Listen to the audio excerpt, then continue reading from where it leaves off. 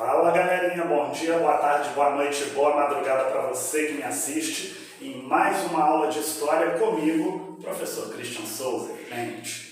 Bom, lembrando a vocês que o conteúdo dessas aulas é destinado aos alunos da Rede Pública de Ensino do Estado do Rio de Janeiro que estão estudando através das orientações de estudo disponibilizadas pelo governo do Estado durante esse período de pandemia ao qual a gente está vivendo, beleza? Então, na aula de hoje, a gente vai abordar um pouquinho sobre as civilizações orientais e os seus estados teocráticos, que existiram não mais na pré-história, mas agora no período em que a gente chama de Idade Antiga. Na aula anterior, eu conversei com vocês que como se deu o processo de evolução desse ser humano. Ele foi passando do Paleolítico para o Neolítico, viveu o período da Idade dos Metais até o momento em que ele começa a dominar a escrita. A partir do momento em que esse ser humano domina a escrita, finda-se a idade do período da pré-história e inicia-se então aquilo que dentro da história, dentro do tempo histórico, que também já conversamos, a gente fala que é a Idade Antiga. Bom, na Idade Antiga a gente vai ter grandes civilizações que surgiram a partir desses agrupamentos de seres humanos que existiram lá no período neolítico, e essas civilizações vão ter um grande destaque durante esse período. Basicamente, na nossa aula de hoje, vamos falar de duas delas, que foi a civilização do Egito Antigo e, posteriormente, a civilização da Mesopotâmia, ok? Bom, basicamente, quando a gente fala de Egito Antigo, a gente tem que pensar nisso aqui, no Rio Nilo. Por que eu tenho que pensar no Rio Nilo, Christian?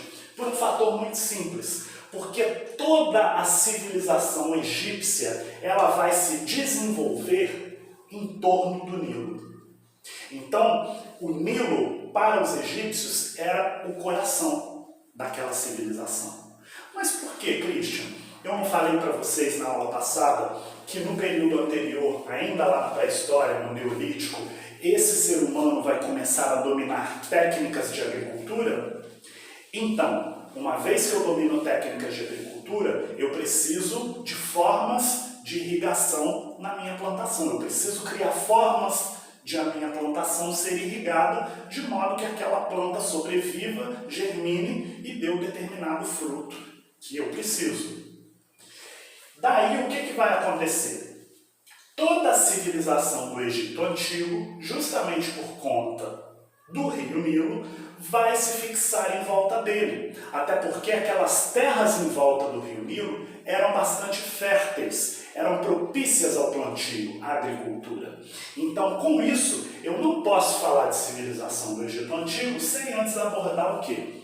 A importância do Rio Nilo para essas pessoas. E é como eu coloquei aqui.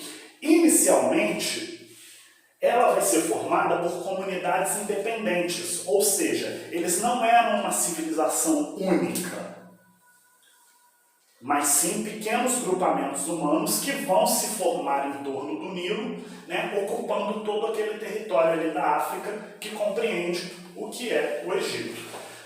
Daí o que vai acontecer? Eles vão começar a se fixar ao longo do Rio Nilo e a partir do momento em que essa civilização floresce, a gente vai ter três momentos distintos da história. Que momentos são esses? O Antigo Império, o Médio Império e o Novo Império. Então a consolidação do Egito como civilização vai se dar ao longo desses três períodos, mas precisamente do Médio para o Novo. Por quê? Porque a princípio, conforme eu falei para vocês, não havia o quê? Uma unidade política. Eram comunidades o quê? Completamente independentes entre si, beleza? E uma das características principais dos egípcios desse período era o quê? Era a figura da sua liderança, que no caso deles era quem? O faraó. O faraó, ele vai ter uma característica de liderança muito importante. Por quê? porque ele vai ser o principal chefe militar dessa civilização, mas ao mesmo tempo em que ele é um chefe militar, ele também é o chefe religioso, como se fosse o Papa para a Igreja Católica. Com um pequeno detalhe, para os egípcios, ele era considerado como o quê? Como um Deus vivo. Os católicos não consideram o Papa Francisco como um Deus vivo. Ele é um emissário de Deus aqui na Terra, segundo a crença cristã. No caso específico dos egípcios, eles acreditavam que aquele homem, o faraó, ele era o quê? Ele era um representante de Deus. Ele não era um representante de Deus, mas ele era o próprio Deus aqui na Terra. Beleza? Bom, e aí no material de vocês, mais precisamente na página 10, ele começa falando o seguinte: você conhece o significado da palavra civilização? E aí ele te dá aqui as 3 variações da palavra, os 3 significados da palavra, aonde você pode caracterizar como um processo de aquisição de valores sociais, culturais, tecnológicos que definem o desenvolvimento de uma sociedade. Isso é caracterizado como civilização. Também é caracterizado como civilização o estado do desenvolvimento ou adiantamento cultural, tecnológico e material de uma sociedade. Por último, um tipo de cultura e de sociedade desenvolvido por um povo em determinada época que os caracterize naquele estágio e que ele transmite às gerações seguintes. Também é o que? Uma definição para civilização. Daí, o que acontece? Na próxima página, ele continua dizendo o seguinte, que com a Revolução Agrícola na Antiguidade, foi possível que os grupos humanos elaborassem organizações sociais e políticas, ou seja, formas de civilização, que passaram a usar as técnicas aprendidas como elemento de poder para estabelecer as regras do convívio coletivo. No processo de formação das cidades, cada função do grupo foi ganhando mais ou menos importância, estabelecendo-se assim hierarquia entre os componentes do grupo. O que ele está querendo dizer aqui? Uma civilização, para ser consolidada, para ser formada, ela precisa o quê? Primeira coisa, de um grupo de seres humanos. Esse grupo de seres humanos, eles precisam ter o quê? Valores em comum. Eles precisam ter objetivos em comum que façam com que eles vivam o quê? Com que eles vivam agrupados. Uma vez que esses seres humanos têm objetivos comuns, valores comuns, religião em comum, o que vai acontecer? Se estabelece uma hierarquia dentro daquela sociedade, onde as tarefas dentro dela passam a ser o quê? Divididas. Então o fulano vai cuidar de uma determinada coisa, o beltrano vai cuidar de uma outra determinada coisa, o ciclano de uma outra e o deusano de outra. Ou seja, para que essa sociedade funcione como se fosse uma engrenagem de uma máquina, ela precisa que todos cooperem, ou seja, todos têm que o quê? Têm que participar. Isso é a principal característica do quê? De civilização, de sociedade. Daí ele continua. Os chefes dessas civilizações, dessas sociedades que começam a surgir, eles passaram a ser mais valorizados e exercer o controle sobre, então, toda a sociedade. A partir do momento em que a gente tem uma hierarquia, eu vou ter um chefe. Esse cara vai passar o quê? A comandar todo aquele grupo. Uma vez que ele tem o controle desse grupo, ele passa a ser o quê? O chefe daquela sociedade. O exemplo clássico que a gente tem aqui seria o do próprio faraó, ok? Bom, o domínio sobre as técnicas de irrigação, a fertilização do solo para o plantio agrícola, o controle sobre o excedente, ou seja, o que sobra da agricultura, da produção, promoveu uma complexa relação nas sociedades antigas. Daí, 2 dessas sociedades que viveram em função da utilização de rios para os seus interesses vão se destacar. A primeira delas é a sociedade mesopotâmica, que Mesopotâmia significa entre rios, localizada no Oriente Médio entre os rios Tigre e Eufrates. E depois a sociedade africana, que explorava os recursos hídricos do rio Nilo, que vai ser justamente a sociedade do Egito Antigo. O Estado teocrático é aquele no qual o poder político era exercido baseado na fé religiosa da população, sendo legitimado pelos sacerdotes religiosos, que defendiam o quê? O dogma de que seus chefes políticos, sejam eles reis ou faraós, eram representantes divinos dos deuses, não podendo governar diretamente a terra, ou seja, que não podendo governar diretamente a terra, escolhia esses caras como semideuses, né, como representantes de Deus aqui na terra. Por isso que o faraó tinha tanta importância dentro daquela sociedade do Antigo Egito.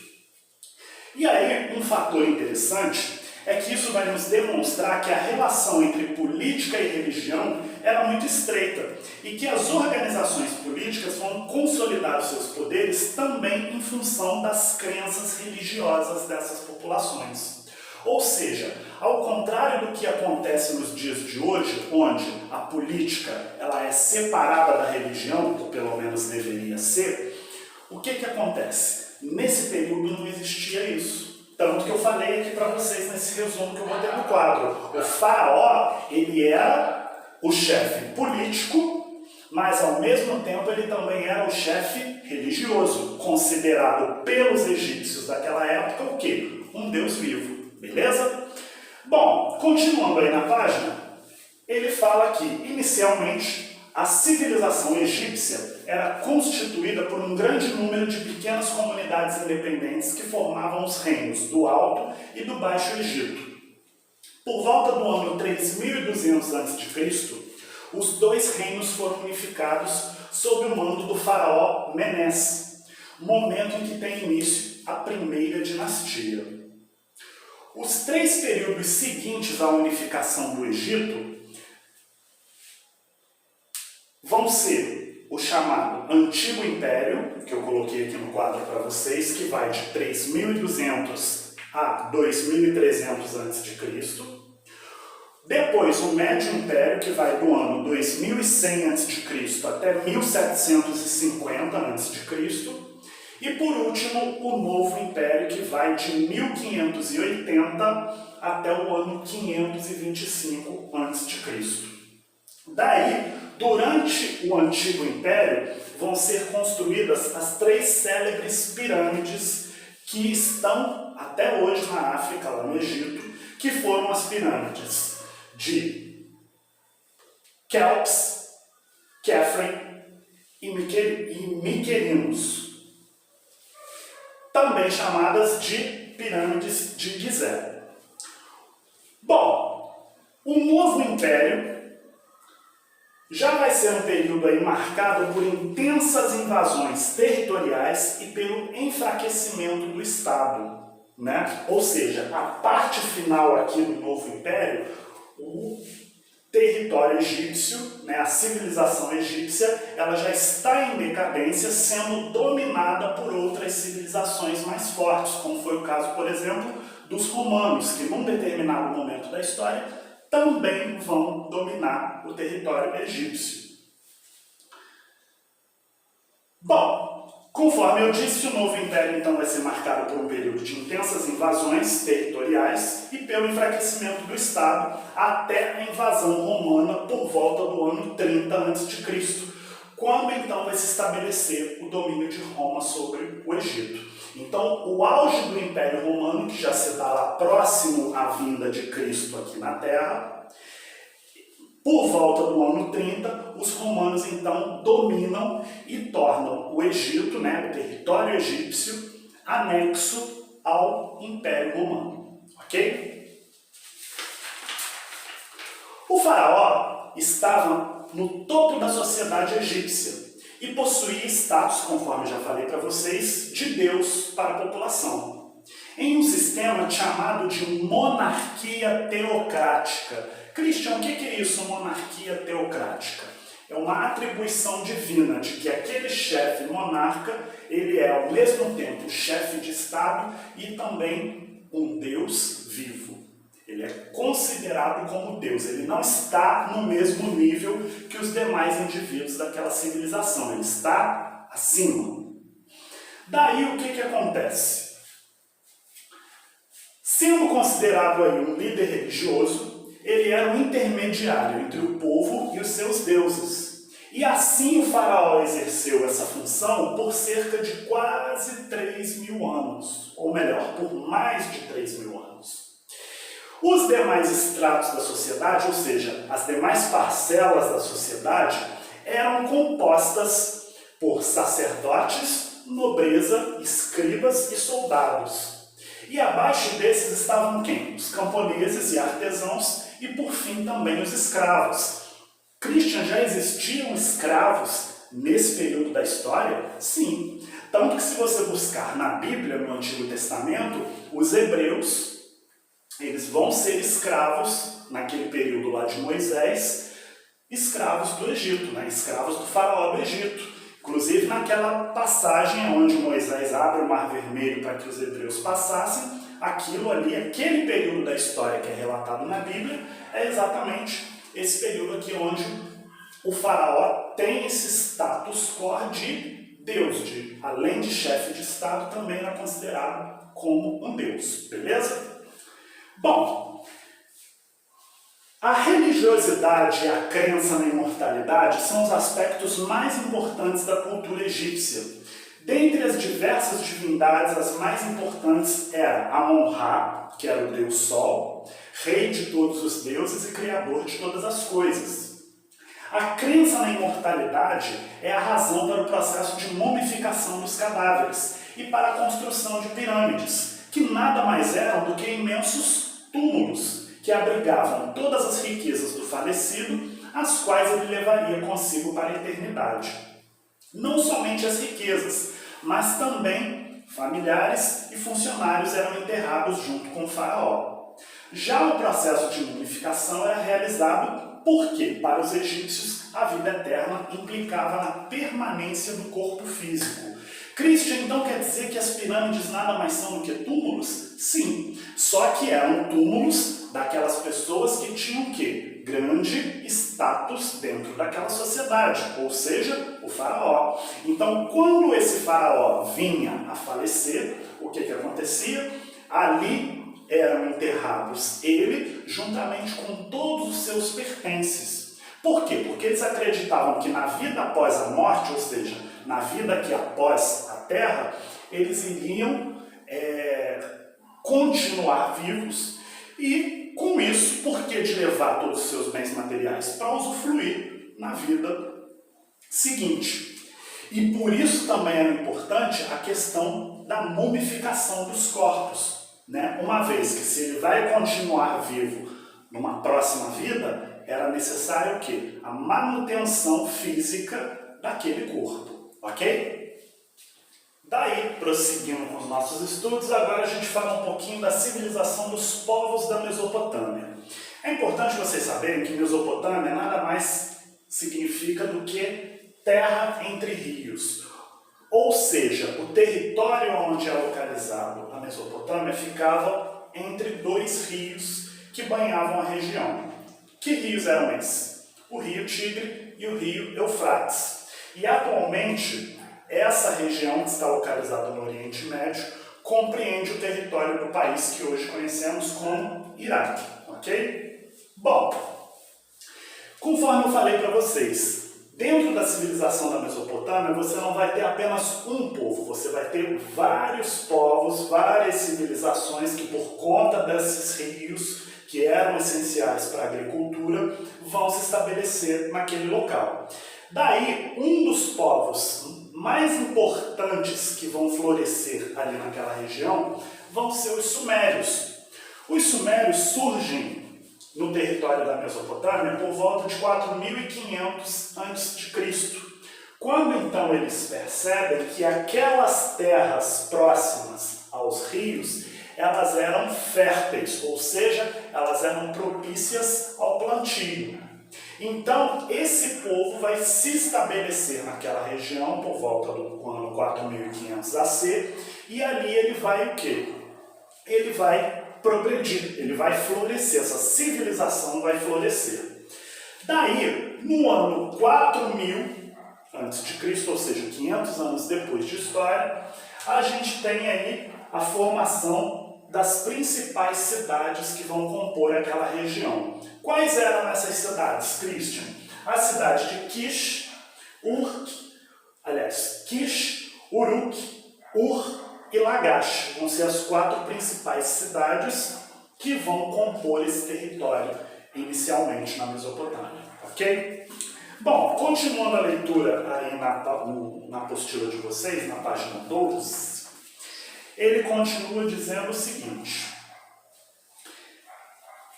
a mais antiga civilização conhecida é a Suméria, ou seja, os sumérios eles são anteriores até mesmo aos egípcios. Ela vai começar no sul da Mesopotâmia por volta de 4500 e vai perceber que o solo da região era propício para a lavoura, ou seja, o solo da região era adequado para o plantio. A partir do momento em que isso acontece, e pelo fato de não haver muitas chuvas naquela região, os sumérios vão construir sistemas de irrigação que tiravam a água do rio e levavam essa água até os locais de plantação, né? E eles vão criar esses sistemas de irrigação justamente para quê? Para aproveitar ao máximo a fertilidade daquela região, daquelas terras, em benefício dos produtos em que eles plantavam. Conforme eu disse para vocês, a partir do ano 4000 a.C., surgem essas 4 principais cidades na região, mas um dos fatores principais que caracterizam os sumérios, os quais fazem com que a gente estude eles até hoje, é a questão do quê? Da escrita. Por quê? Conforme ele está falando aí, cerca de 3000 a.C., os sumérios vão criar o primeiro sistema de escrita do mundo. A escrita cuneiforme, constituída por sinais, em forma de cunha, inscritos ou gravados na argila.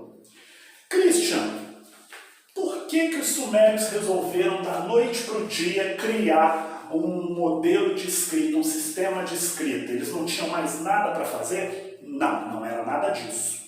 Mas foi aquilo que eu falei com vocês.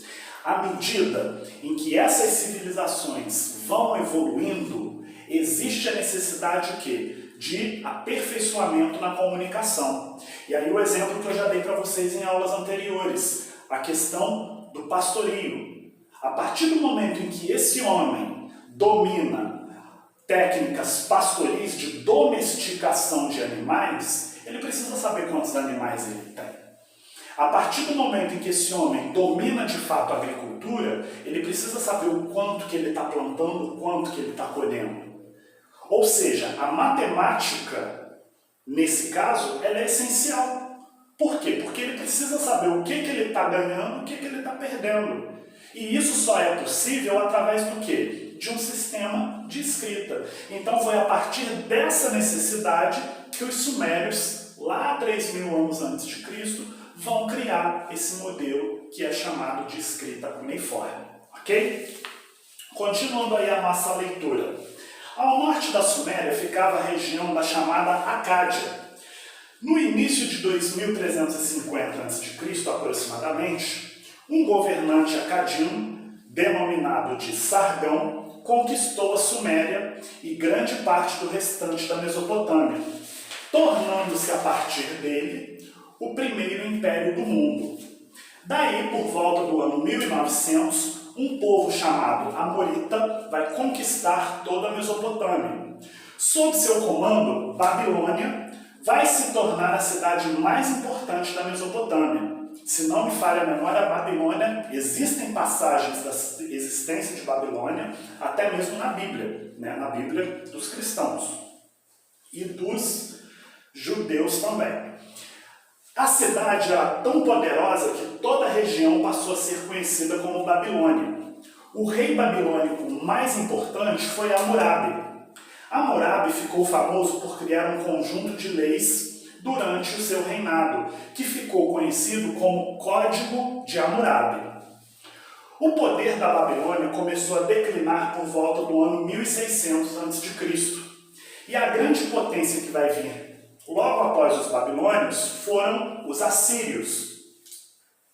No século XIV a.C., os assírios começaram a construir um império que abrangia o norte da Mesopotâmia e além dele. Daí, em 671 a.C., esses assírios vão expandir ainda mais os seus domínios por toda a faixa do território que se estendia em direção ao Egito. O Império Assírio só vai se findar, de fato, por volta do ano de 609. E uma coisa interessante que é bom a gente estar destacando quando se estudam esses povos da Mesopotâmia, é que, como vocês podem ver, todos eles têm um início, um meio e um fim baseado no quê? No domínio de um outro.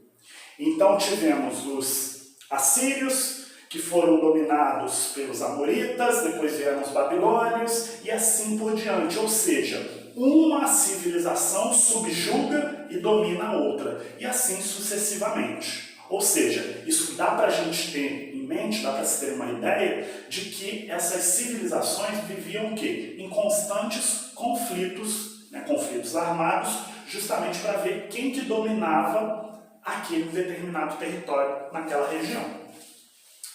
Depois dele, um povo chamado Caldeu criou um novo império babilônico. O mais importante rei da dinastia caldeia foi Nabucodonosor. Se não me falha a memória, é Nabucodonosor que é citado na Bíblia. No caso, Nabucodonosor II, conhecido por sua força militar e por ter construído magníficos edifícios e jardins. Ele teve um papel importante na história judaica. Em 539 a.C., invasores persas dominaram os caldeus. Posteriormente, o macedônio Alexandre o Grande derrotou os persas em 330 a.C. E depois disso, a Mesopotâmia foi governada sucessivamente por gregos e romanos. Posteriormente também, árabes e turcos. No ano de 1921 do século passado, ou seja, do século XX, a Mesopotâmia vai se tornar aquilo que conhecemos hoje como Iraque.